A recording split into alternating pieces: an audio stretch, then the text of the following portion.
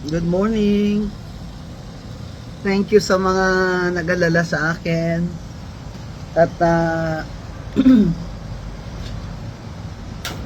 nag-video lang ako ngayon, kahit short lang ito, just to assure you that I'm okay.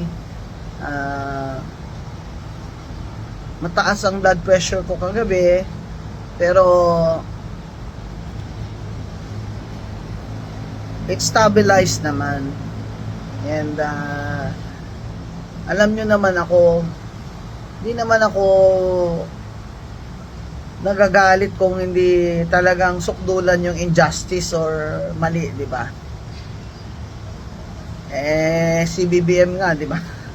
Tumayo ako doon sa cathedral at talagang speech ako doon na halos walang pahinga na.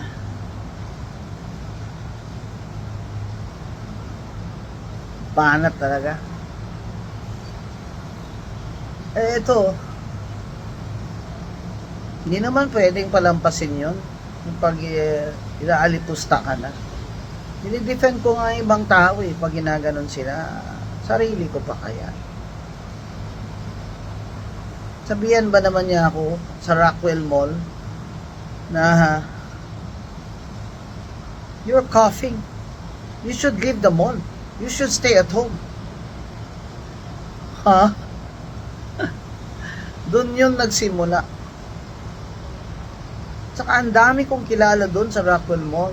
Nakapaligid doon yung mga residents doon. Kilala ko yan sila. Kilala nila ako.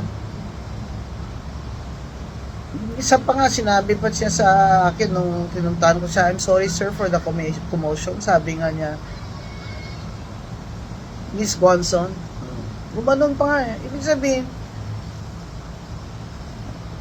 napahiya talaga ako doon sa ginawa ng taong yun. Sabihan ka ba naman? Don't you have money to buy a mask? Bawal pala sa kanya kahit umubo ka lang minsan. Kahit nasa public place ka, Rockwell Mall ka. Aba yung mga tao doon, they're very courteous, ha? They say hello to each other, familiar faces. Obviously, hindi siya taga doon. Later we found out na hindi talaga sila taga doon. Kasi nung nasa police station na sila, syempre may mga ID na sila. Nagreklamo po talaga ako sa police and filed the case for unjust fixation and grave oral defamation last night. Kahit gabing-gabi na I wasn't feeling well and I'm tired and I had no dinner. So I ate one mushroom pie and a bottle of water. But I'm okay now. I want to just to let you know that I'm okay. I'm just resting today.